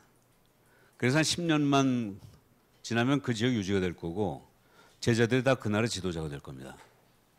저는 이걸 통해서 2000년 전에 로마의 젊은이들이 세계 최초의 국제 세계화를 했고 200년 전에 영국의 젊은이들이 두 번째로 세계화를 했는데 대한민국의 젊은이들이 교육봉사를 통해서 세 번째 세계화를 우리가 주도하자 이런 제안을 좀 하고 싶습니다. 현재 저희 대학이 교육부로부터 이 시범대학으로 지정돼 가지고 프로그램을 운영하고 있습니다. 근데 저희는 외국인을 좀 많이 뽑기 위해서 그 학비를 줄인 게 아니고요. 5배로 올렸습니다. 학생들이 420만 원 정도 내는데 한국 학생들이 저희는 영어로 교육을 받는 외국인에게는 2,100만 원을 받습니다. 그거는 왜냐하면 우리가 프로그램의 수준을 높여서 정말 우수한 학생들이 들어오게 하고 또 그 돈을 가지고 더 훌륭한 프로그램을 짜고 이러면서 그 돈 중에 상당 부분을 이 학생들을 외국인 학생을 가르치는 교수들한테 제공해서 충분한 인센티브가 나게 하고 하는 그런 선순환을 위해서 한 겁니다. 대신 학생들의 가정 형편에 따라서 미국 메이저 대학에서 쓰는 그 넷 프라이스 캘큘레이터 제도를 도입해서 부모의 소득을 집어넣으면 필요한 장학금이 자동적으로 계산해서 나오고 그걸 다 주는 그런 시스템을 도입했습니다.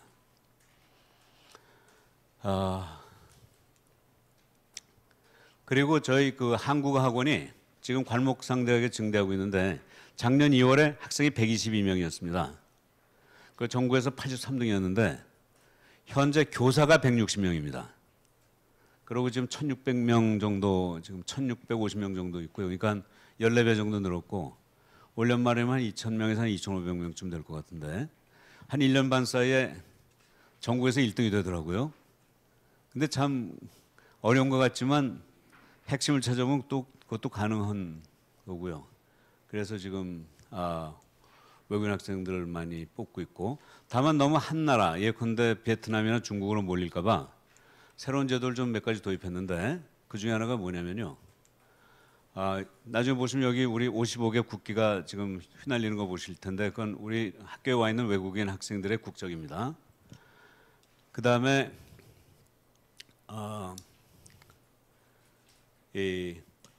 우리나라에 148명의 명예영사가 계십니다. 그 나라들을 대표하는 그 명예영사들에게 그 나라에서 한 명씩 추천하면 저희가 장학금을 주기로 했습니다. 그래서 상당히 많은 명예영사들이 저희 학교에 지금 다양한 나라에 뭐 그분이 없으면 상상도 할 수 없는 그런 뭐 트리니다드 토바고라든가 뭐 그런 대학 학생들 그런 나라 학생들이 오고 있습니다. 또 지금 우리나라는 113개의 대사관이 나와 있습니다.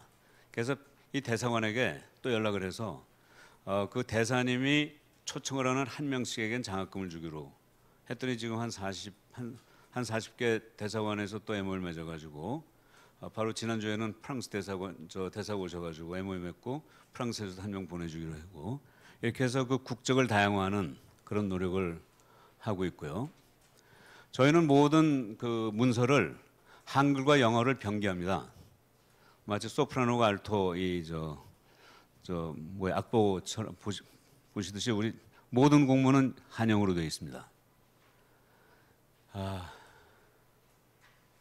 그리고 저희가 성과가 서울대학하고 인천대학이 항상 비교가 되는데 재작년에는 저희가 76.8점이고 서울대학이 81.3점으로 약 4.5점 차이가 났는데 작년에는 81.1, 81.2로 0.1점 차이로 줄어들었습니다. 올해는 어떻게 될지 좀 두고 봐야 되겠습니다만. 그 다음에 저희는 봉사를 강조했더니 불과 2년 만에 이게 2016년에 에서 2018년, 19년에 꼭 10배가 늘었습니다. 그러니까 학생들이 현장에 나가서 그 사회봉사라는 숫자가 지금 이렇게 늘었고요. 그리고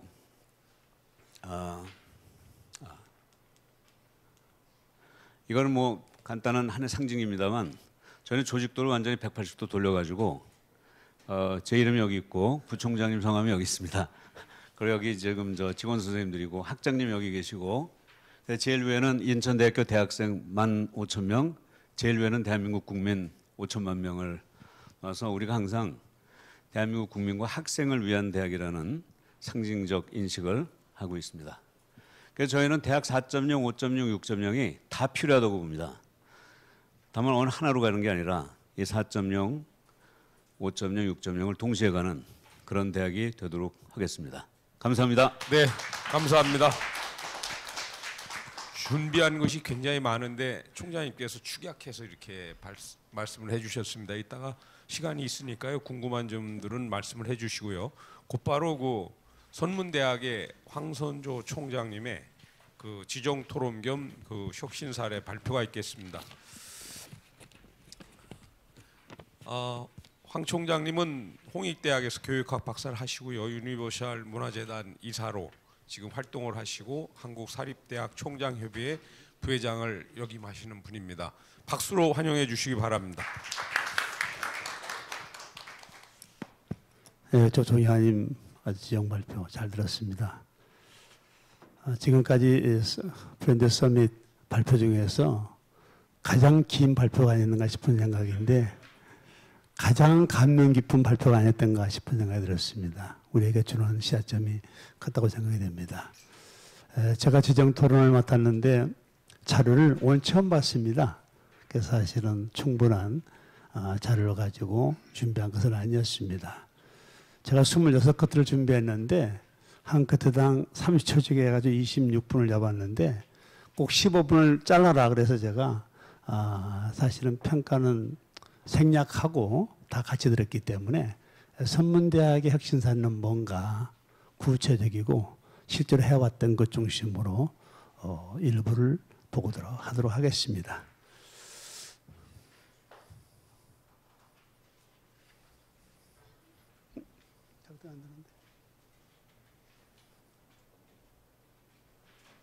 오케이.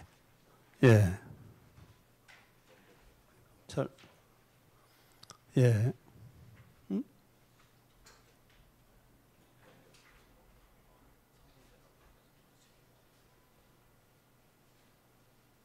예, 인천대학 혁신 가운데서 제가 주시했던 것은 혁신의 6대 원칙이 있었습니다.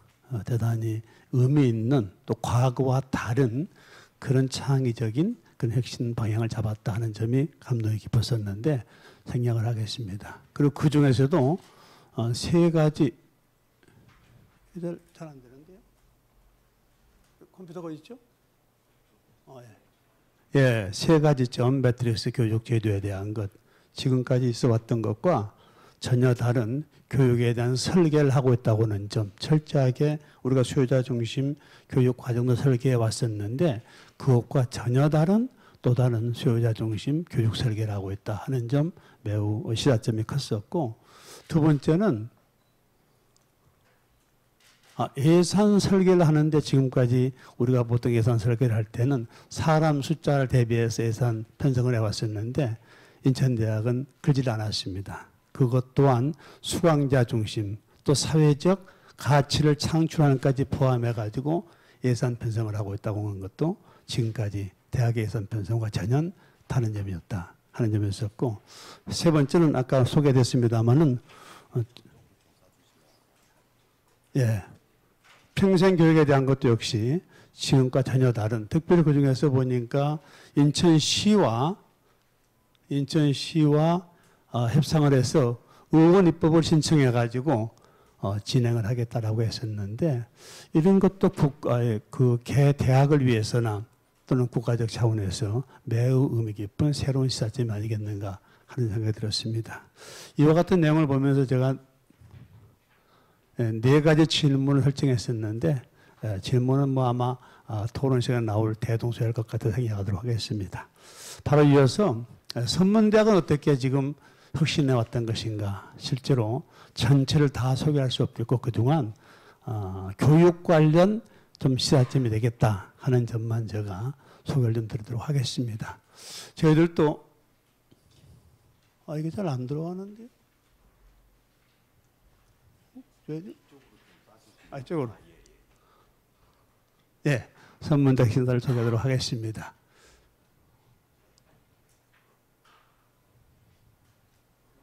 예, 2012년도 저희 선문대학 상황은 사실은 제가 대학 총장으로 가보니까 2가지 얘기를 들었습니다. 첫 번째는 선문대학은 섬이다. 그리고 섬 속에서 아주 편안하게 잠자고 있다 하는 얘기를 들었습니다. 외부의 상황 변화에 비교적 관심 갖지 않고 굉장히 편안한 자리에서 국립대학 못지않을 만큼 안정된 분위기 가운데 이제 대학이 운영이 되고 있다, 이런 이야기를 들었습니다. 어떻게 이것을 이제 섬을 부시고 그다음에 잠을 해서 깨울 것인가, 이게 저로서는 관심사였습니다.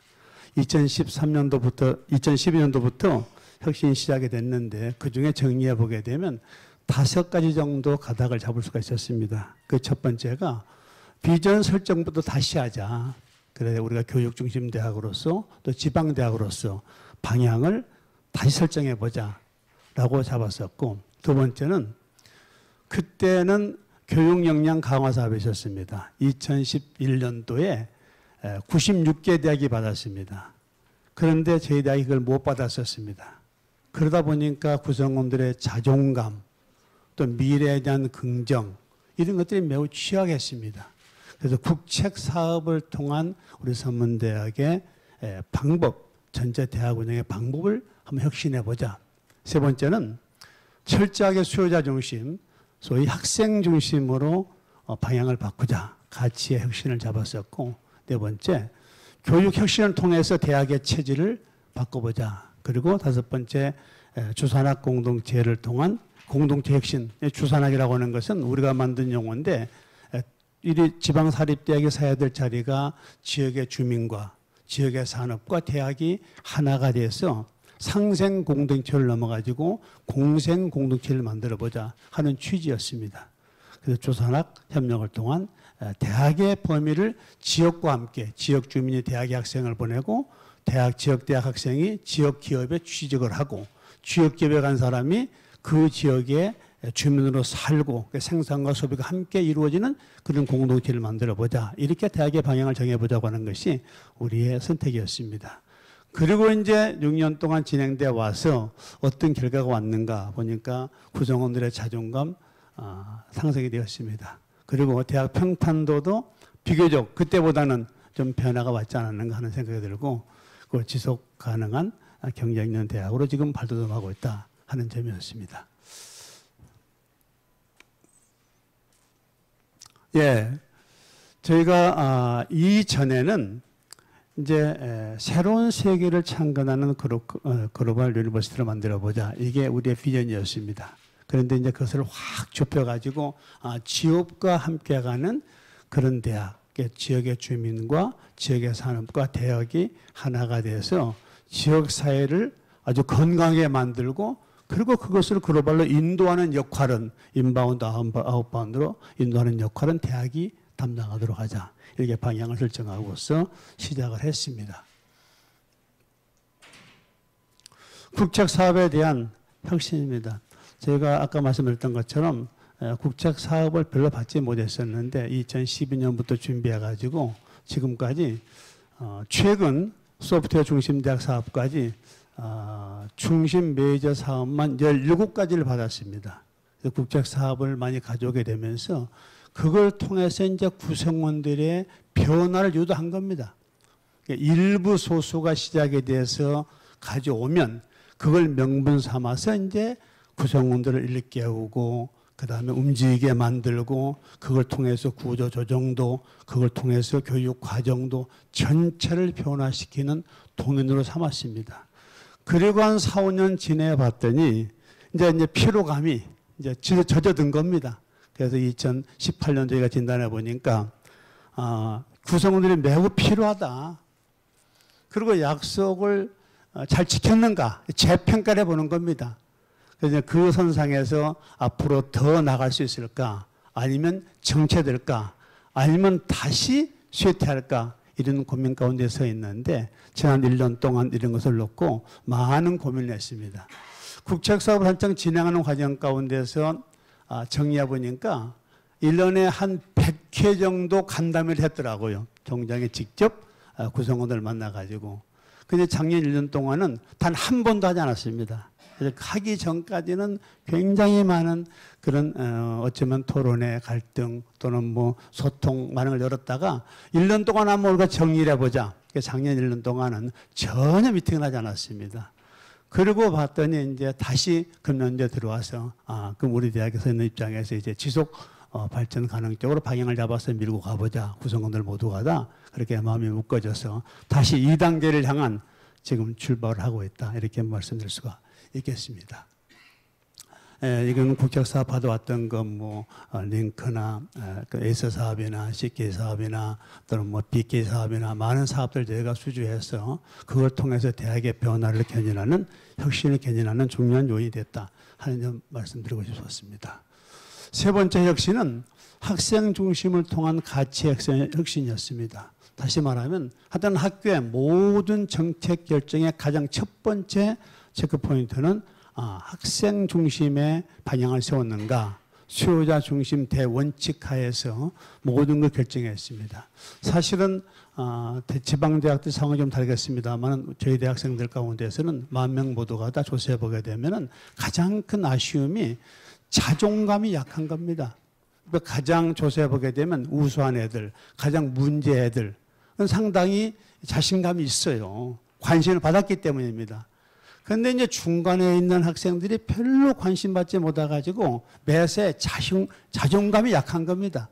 그래서 우리는 우리 학교의 학생들에 대한 관심도를 자기 주도, 자기 설계하는 것을 우리 교육의 목표로 삼자. 그래서 스스로 자기가 자기를 정의할 줄 알고 자기를 성찰하고 그 다음에 자기 계획을 세우고 그리고 자기 또 실천해 보면서 실패를 거듭해 가면서 결국은 자기 미래를 설계할 수 있는 이런 능력을 키워주는 것이 우리가 교육해야 될 가장 중심점이 아니겠는가. 이런 각도에서 학생 중심으로 모든 것을 주도해가는 이런 방향을 잡고서 해와서 최후에 우리가 세웠던 인재상은 글로벌 서번트 리더로 잡았습니다. 아까 조 총장님께서도 말씀하셨습니다만은 글로벌 서번트 리더는 정말 희생하고 봉사하면서 가장 중심자 자리를 찾아가는 소위 어머니처럼 그런 리더십이 우리 대학이 키우고자 하는 학생들의 인재상이다라고 설정하고서 그렇게 방향을 잡고 이끌어 왔었습니다. 학생 예상, 공간, 인적 배치 이것도 모두가 다 학생 중심으로 끌었습니다. 그래서 저희가 인천대학 와보니까 굉장한 캠퍼스를 가지고 있는데 저희 대학도 캠퍼스 규모가 좀 큰 편입니다. 40만 평입니다. 그게 건물이 23동이 있습니다. 23동 모두 다 1층에는 전부 다 학생 중심 공간을 이렇게 만들었습니다. 그래서 다른 데에서 와서 보게 되면은 이 호텔 정도의 공간이다 이렇게도 말을 하는데 제가 이렇게 학생 중심 공간으로 모두를 다 바꾸는 그런 변화를 가져왔었습니다. 교육 혁신을 통한 체질의 변화입니다. 네 가지 분야인데 교육 체계의 혁신, 교육 과정에 대해서, 교육 성과에 대해서, 교육 특성화 혁신 네 가지 방향으로 잡고서 교육 혁신을 시도해 왔었습니다. 저희 대학이 가지고 있는 혁신 내용을 잠깐 소개하게 되면은 에이스 제도라 그래가지고 모든 학생들이 전공 심화, 부전공, 복수전공 또 실무 중심 특화 교육 과정을 전체 학생들에 적용을 했습니다. 이게 모든 학생들 모두가 다 사실은 자기 전공을 심화시키거나 다른 여타 전공들 하게 만드는 이런 제도로 바꿨습니다. 한 예를 들면 저희가 5개 언어의 외국어 전공이 있었는데 이것도 저희가 2년 동안은 자기 언어 하나 선택하게 만들고 나머지는 또 다른 실무 교육의 선택할 수 있게끔 이렇게 완전히 바꿨습니다. 그 3단계 문제 해결 교육 과정을 전 학과에서 실행할 수 있도록 모두 다 변화를 시켰습니다. 저희 대학은 3대 인증제가 있습니다. 이게 학생들을 향한 인증제, 학생들의 전체 교육 과정이나 비교과 과정이거나 또 자격증이거나 또 자기가 했던 봉사 점수나 그걸 전체 계량화시켜가지고 서번트 리더로서 저희가 인재상 세우고 있는 것에 대한 인증을 하는 이런 제도를 운영하고 있고 두 번째는 교육 과정에 대한 인증제입니다. 이건 학과에서 교육 과정을 어떻게 편성하고 있는가 그걸 전체 인증을 해줍니다. 인증을 받게 되면 그 학과 지원 금액이 많아지고 인증을 받지 못하면 학과 지원이 그만큼 적어지는 겁니다. 또 학과 평가 때 교육 과정에 대해서 학과에서 인증을 받았다. 그럼 학과 평가 점수를 더 받게 되고 인증받지 못하면 못 받게 하는 그런 제도를 만들어서 철저하게 학과 스스로 교육의 질 관리를 할 수 있게끔 제도를 바꿨습니다. 세 번째 인증제도는 교과목 인증제도입니다. 근데 교수님에 대한 인증제도입니다. 그래서 교수 활동이 가장 효율적으로 되고 있는가라고 하는 것도 개인 업적 평가에 반영을 해서 거기에 기본 인증을 받으면 5점을 주고 우수 인증을 받으면 20점을 줍니다. 그래서 철저하게 교수님들도 교과목 하나를 설정을 할 때 그냥 설정하게 만들지 않고 인증 제도를 통한 교과목 인증 제도를 세워서 평가할 수 있게끔 이렇게 세 가지 인증 제도를 만들어 운영을 하고 있습니다. 데이터 기반 교육 만족도 관리 체제를 가지고 있습니다. 그래서 선문대학 재학하고 학생들 모두에게 핵심 역량을 기준으로 해가지고 전체 저희가 조사를 합니다. 거기에 보게 되면 학생 역량이 얼마인가, 교육 과정은 어떻게 진행되어 왔던 것인가, 수업 만족도는 어떤 것인가, 교육 정책은 어떤가 이런 것들을 학기별로 월별로 전체 조사해가지고 이것을 전체 데이터로 놓고서 철저하게 관리하는 데이터 기반 교육 과정을 운영하고 있다 하는 점도 저희 대학이 가지고 있는 혁신의 한 사례가 되겠습니다. 그래서 이제 정리해 보니까 2016년도부터 2018년도까지 서문 핵심 역량 비교를 해 보니까 4대 핵심 역량이 있는데 그중에 계속 올라가는 추세를 보여주고 있다 하는 점들이 현재 우리가 혁신한 결과라고 말씀드릴 수가 있겠습니다. 5번째로 주선학 협력을 통한 공동체 혁신입니다. 아까 얘기했던 것처럼 철저하게 지역산업체 또 지역사회 공동체를 대학과 함께 만들어가지고 지역사회와 또 지역산업과 산업이 학교에 참여할 수 있게끔 해서 현재 산학협의체, 지역협의체를 운영하고 있어서 그런 것들이 교육 현장에 참여할 수 있게끔 이렇게 혁신하고 있는 중에 있습니다. 선문대학의 미래에 대한 겁니다. 현재로서는 이제 학생 성공을 위한 전 주기적 체제를 구축하고 있고 데이터 기반 교육 성과 관리 체제를 구축하고 있고 그리고 이제 학과는 이번 혁신 사업에 지금 주도적으로 하고 있는데 학과도 철저하게 저희가 학과들끼리 경쟁해서 브랜드 학과를 만들었습니다. 그 자기주도 또 성장 학과도 제가 다 편성했습니다. 그 학과에 대한 지원이 다릅니다. 그래서 학과 스스로 경쟁력을 키워서 변화할 수 있게끔 이런 제도를 만들었고 그런 것들이 모아져서 사실 학교 전체가 특화될 수 있게끔 이렇게 시스템을 갖추었습니다. 현재로서는 저희가 해외 1년에 한 10,000명 학생들 가운데서 1,500명을 내보냅니다. 1,500명을 내보내서 평가를 보니까 외국을 한번 다녀오면 학생들이 바뀝니다. 자기 스스로 자기를 볼 줄 아는 눈이 생겼던 겁니다. 그래서 내년부터는 아예 신입생 전체를 내보낸 정책으로 지금 바꿔가고 있습니다. 그래서 해외 캠퍼스를 비롯해서 해외 여러 가지 저희가 그동안 운영해 왔었던 많은 기반들이 있는데 신입생 2,000명 전체를 내년부터는 해외로 내보내서 인바운드, 아웃바운드 국제화를 지금 추진해 나가는 그렇게 추진하고 있는 중에 있고 저희 대학은 유학생들이 현재 1,800명이 있습니다. 그리고 85개 나라에서 왔습니다. 그래서 이제 우리 대학의 유학 온 학생들과 우리 대학 학생들이 함께 기숙사에 기숙하면서 그런 인바운드를 통한 학생들의 글로벌 역량도 확대시켜 나가는 이렇게 국제화를 지금 시도하고 있는 중에 있고, 그리고 이제 4차 산업혁명에 관계된 학교 특화를 만들기 위해서 소프트웨어 중심 대학 사업을 이번에 시작했습니다. 그래서 소프트웨어 중심 대학 사업에서는 전공자들, 비전공자들, 융합 전공자들, 확산까지 전체 저희가 대학을 이 역량을 기본 역량으로 할 수 있게끔 이렇게 지금 변하고 있는 중에 있습니다. 예, 세부 목표 조선학과 공동대 선도대학을 위해서 5가지 방향을 잡았고,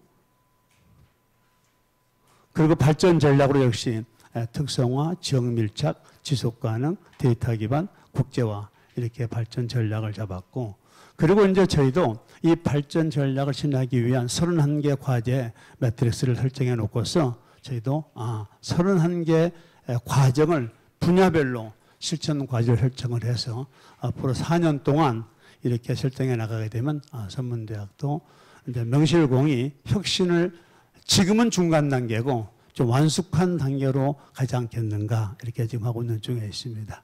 예, 발표 마치겠습니다. 감사합니다. 감사합니다. 선문대학의 변화를 느끼는 그런 시간이었습니다. 다음은 그 신은주 평택대학교 총장님의 그 혁신대학 사례 발표가 있는데요. 신 총장님은 이화여대에서 사회학을 하셨고요. 서울대에서 사회복지학학으로 석박사를 하셨습니다. 우리 신은주 총장님을 박수로 맞이해 주시기 바랍니다. 예. 안녕하세요. 아까 조동성 총장님이 워낙 발표를 잘해 주셔서 저는 5분 내로 끝내겠습니다. 그게 오늘 제가 잘하는 가장 방식일 것 같아요. 사실은 제가 그 지정 토론을 하라고 그래서 오기는 왔는데, 지금 평택대는 아직 혁신을 얘기하기에는 너무 지금 어려운 상황입니다. 사실은 제가 바로 혁신의 그 증거이거든요.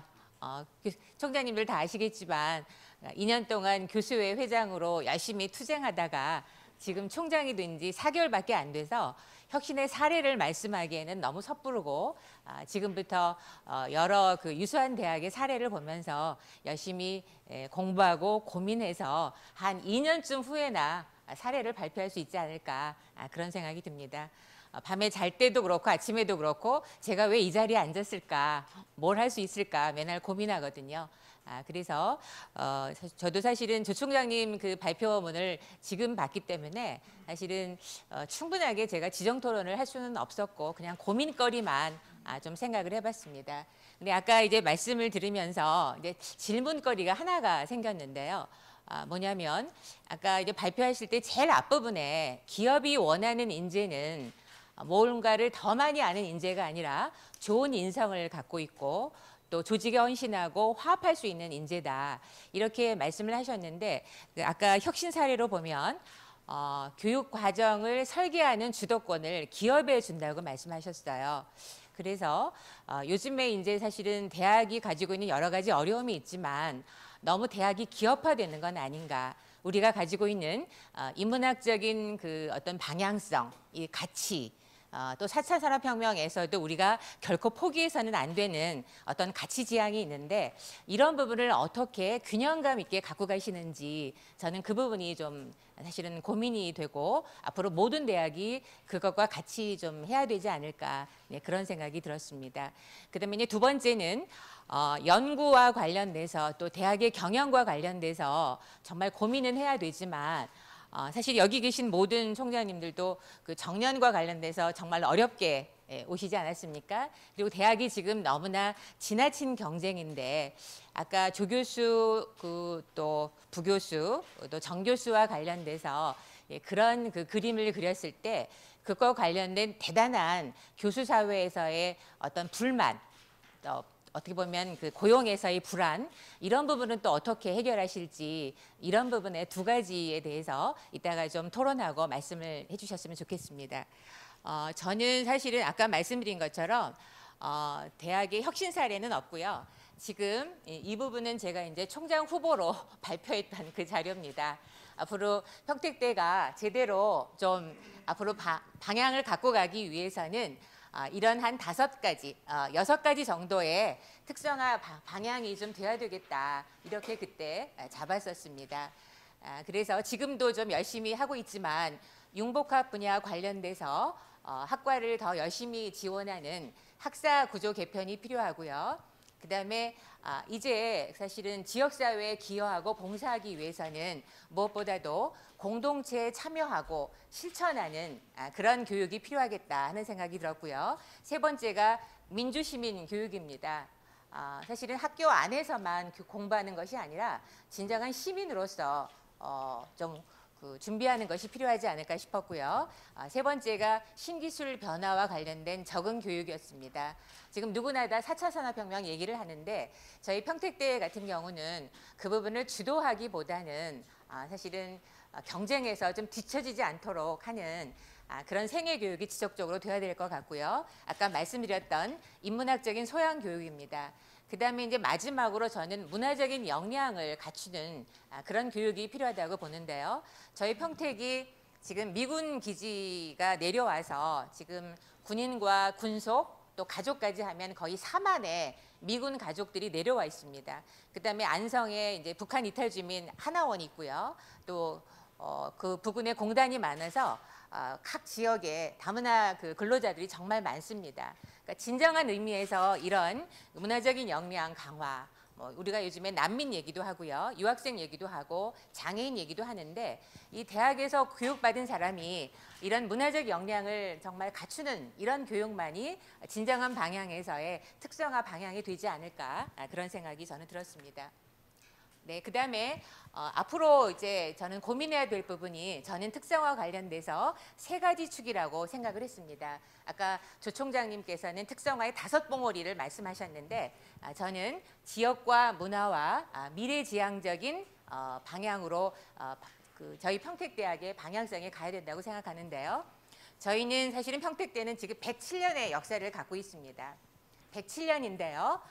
그동안에 사실은 사람을 변화시키는 100년을 갖고 왔다면 앞으로 세상을 변화시키는 100년을 더 앞으로 지속적으로 갖고 가기 위해서는 평택대학이 평택 지역과 같이 계속적으로 성장해 나가고 평택에 관심을 갖는 그런 부분이 필요하다고 보여지고요. 또 평택하면 여러 총장님들도 아시겠지만 쌍용이라든지 또 기지촌 문제라든지 정말 아픔을 많이 갖고 있는 그런 지역입니다. 그래서 그와 관련해서 문화와 치유와 복지와 상담 이런 부분이 같이 가는 대학의 방향성이 필요하고 4차 산업혁명은 누구나 다 알고 계시는 부분이라서 그 부분은 강조하지 않아도 될 것 같습니다. 그래서 앞으로 특성화 방향을 저희는 이렇게 한 3가지로 말씀을 나눴는데 이 부분이 아직 그림이 완성이 되지 않았습니다. 근데 아까 조 총장님 말씀을 들으면서 한 가지 제가 팁을 얻었는데요.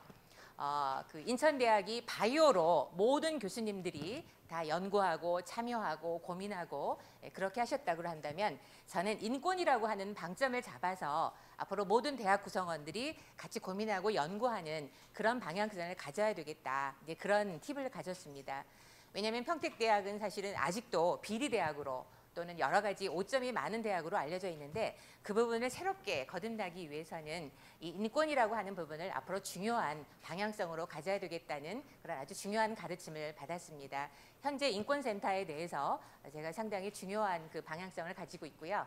지금도 매우 노력을 많이 하고 있습니다. 저는 여기서 마치도록 하겠습니다. 예, 감사합니다. 네, 감사합니다. 감사합니다. 정해진 시간이 있기 때문에 우리 신 총장님이 아주 간단하게 이렇게 말씀을 해주셨습니다. 지금 뭐 이후에는 자유 토론이 예정돼 있는데 지금 시간상 불가능한 것 같고요. 지금 그 평택대 신 총장님이 그 지정 토론 겸 해서 질문하신 그 부분에 대한 우리 조동성 총장님의 답변으로 오늘 그 관련된 그 부분을 마치고 곧바로 사진 촬영으로 들어가도록 하겠습니다. 총장이 간단하게 우리 신 총장님의 질문에 대해서 2가지를 질문해 주셨는데요. 하나는 이렇게 기업이 와서 학교에서 프로그램을 짜면 이게 너무 기업 중심을 가지는 거 아니냐는 아주 중요한 질문을 하셨는데 참 저희도 그거 많이 걱정을 했습니다. 그래서 그 실제 상황을 좀 보여드릴게요.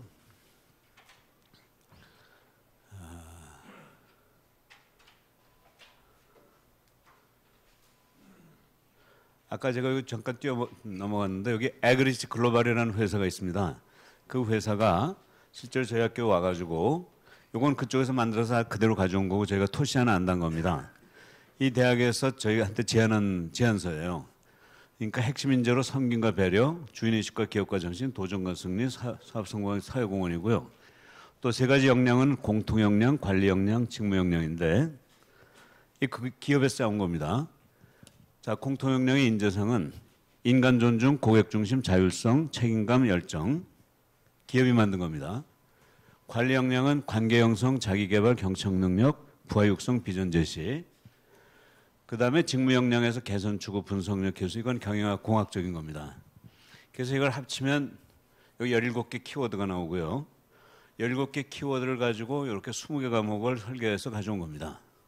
이 내용을 보시면 발표와 토론, 논리로 보는 세상, 비판적 사고력 연습, 인간관계와 리더십, 자기 표현과 의사소통, 창의적 사고와 문제 해결, BT 산업 시대와 미래, 녹색 성장과 환경, 창의적 사고와 발명 등등 반 이상이 인문학입니다. 우리가 걱정하는 것처럼 뭐 공학이나 경영학으로 까는 그런 프로그램을 가져오는 게 아니고 정말 그 김태환 사장 말씀대로 인간성을 갖추는 교육을 시켜달라는 게 그대로 들어 있습니다. 그래서 실제로 제가 인문대학 학장님하고 그 교수님들하고 처음에 얘기할 때 많은 분들이 이런 기업에서 들어오면 인문학이 위출될 거로 생각하지만 저는 아닐 거로 본다고 말씀드렸는데 결과적으로는 인문학 과목이 훨씬 늘어납니다.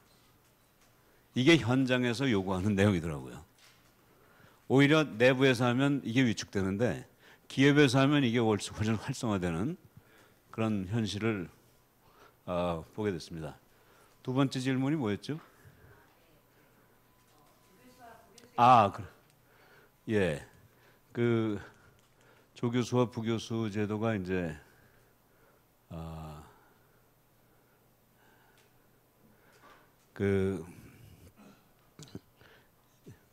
이게 이제 이건데요.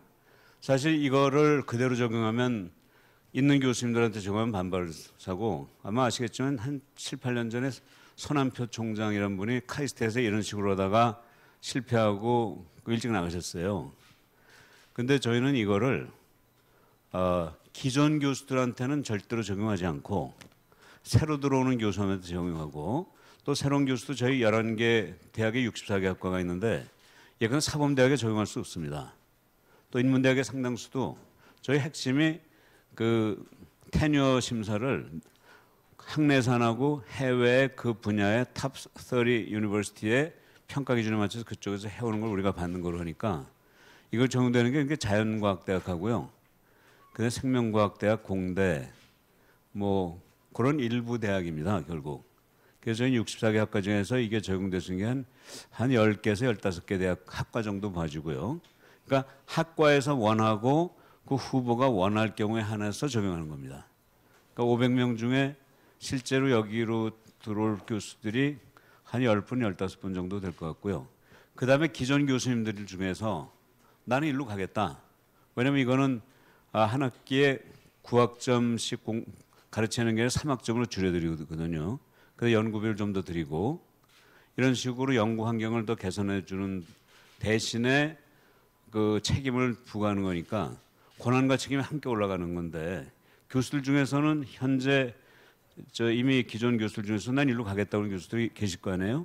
그런 분들은 바뀌실 수 있고 그러니까 철저하게 교수님들이 스스로 판단해서 하시는 거지 강요해서 하는 건 안 하는 식으로 하려고 하는데도 불구하고 물론 그럼에도 불구하고 좀 여러 가지 그 반발이라기보다는 좀 염려하는 조심스러운 표현들이 있습니다. 그래서 이걸 아주 철저하게 어느 누구도 피해를 보지 않는 그러나 그 몇 분 교수들이 이런 우리나라의 대학문을 조금씩 바꿔나가는 그런 정도로 생각하고 있습니다. 현재 500명 교수가 다 일로 간다는 뜻이 절대로 아니고요. 네. 예, 그렇습니다. 예, 감사합니다. 지금 한 정해진 시간보다 20분씩 지연이 되고 있는데요. 요 다음 번은 지금 이제 사진 촬영 그 시간입니다. 그 사진 촬영 밑에 내려가서 하시나요? 사진 촬영 장소로 안내를 받아서 네, 이동하시고요. 총장님들 네. 그 자리에 있는 그 자리 두시고요. 1층으로 가시면 되겠습니다. 1층으로. 네.